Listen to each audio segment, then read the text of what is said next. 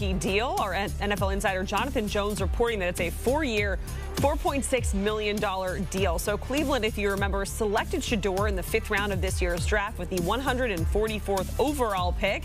He joins a pretty crowded quarterback room there in Cleveland that also includes Kenny Pickett, Joe Flacco, Dillon Gabriel, and, of course, Deshaun Watson.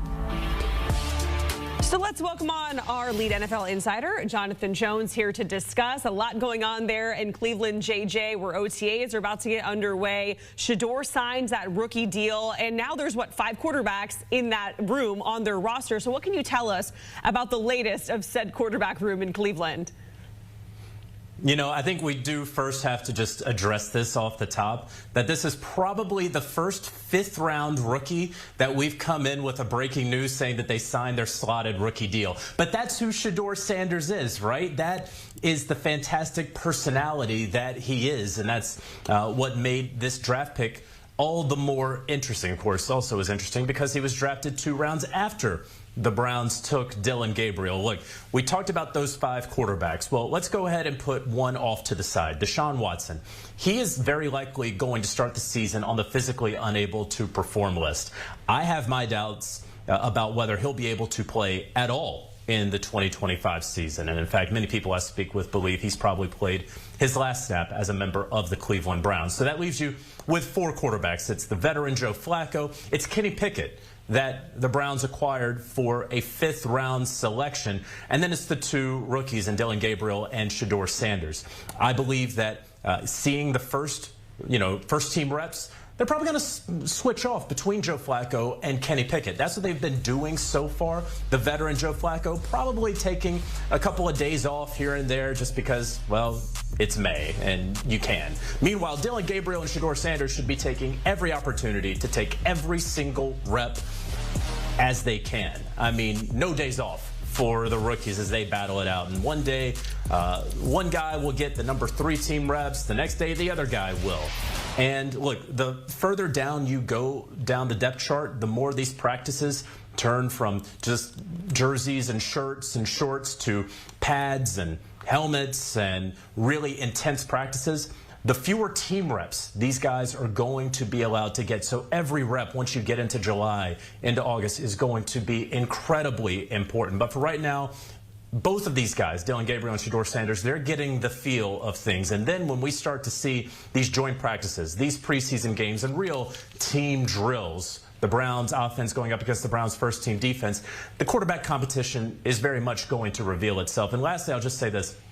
I highly, highly, highly doubt that the Browns are going to have 4 quarterbacks on their roster, their 53-man roster, once week 1 gets here. I don't think they're going to cut Dillon Gabriel or Shedeur Sanders or risk them potentially being poached off the practice squad. And so that means what happens with a Kenny Pickett or a Joe Flacco?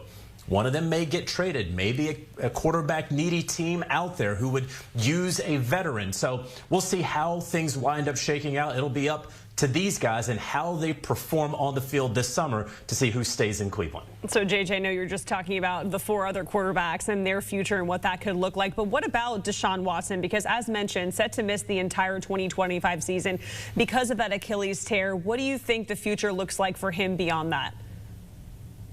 Yeah, it's going to be difficult, right? First of all, it's all about his health. Very rarely do we see in the NFL someone tear their Achilles during recovery from a previous Achilles tear. And he's also had other injury concerns, that sort of mysterious back/shoulder injury that derailed part of his 2023 campaign. And so you've had a slip in play ever since his final season in Houston. You've had a number of injuries, significant injuries that have mounted.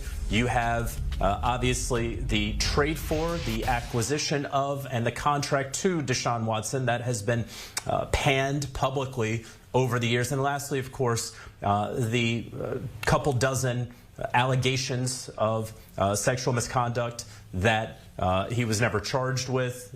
Grand juries declined to indict him. Ultimately, will a team, if and when the Browns do part ways with Deshaun Watson after the 2025 season, will a team be willing to take him on? All of those questions will have to be answered by a team, or will we have seen the last of Deshaun Watson in the NFL? Certainly, he is working hard to get himself back into shape. We see the videos that he's been putting out there, but again, so much credit due to General Manager Harry Roseman and that front office there. But it's about how you can build off that. If they could make it to another Super Bowl after losing the one out in Glendale, Arizona to the Kansas City Chiefs. Very, very disappointing 2023.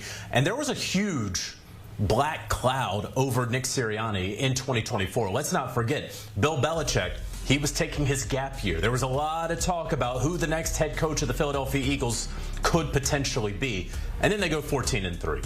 And that's a really great record, but you still don't get the first round bye. And so they had to rattle off 4 straight wins, convincingly win the Super Bowl. And really, at about halftime into the third quarter of that game, Nick Sirianni went ahead and locked up his contract extension, details of which have not yet been made public. Rarely do coaching contracts come out like that, but we could probably estimate industry standard would put him somewhere in the high teens.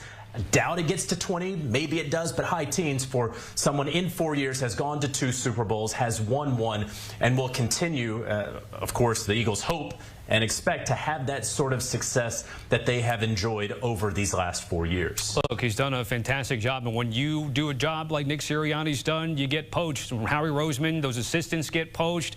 Jalen Hurts has to deal with yet another coordinator here. Kellen Moore's got a new job. What more can you tell us about the changes there on that side of things?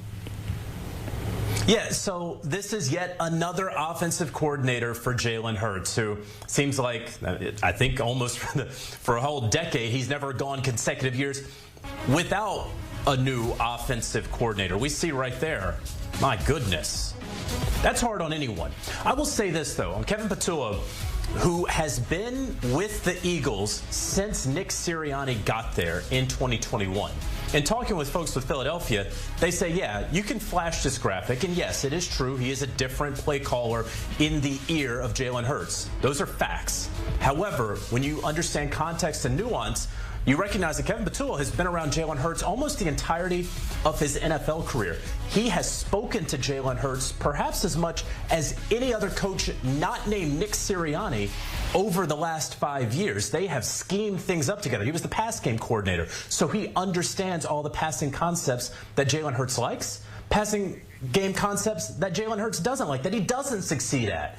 And so all of that is incredibly crucial, along with the fact that they still have Jeff Stoutland, one of the best offensive line coaches in the NFL, who's also the run game coordinator, along with the fact that they have all-pro talent at multiple positions at receiver, along with the fact that they have the best running back in the game in Saquon Barkley, along with the fact that they have one of the highest paid coaches in the NFL, and they are the reigning Super Bowl champs. Not a lot of worry in Philly, Tommy. What's the latest on the tush push this week? Yeah, so the NFL team owners can potentially vote on a proposal that would ultimately ban the tush push. Green Bay's proposal has been on the table since March. It ultimately got tabled, one of those kind of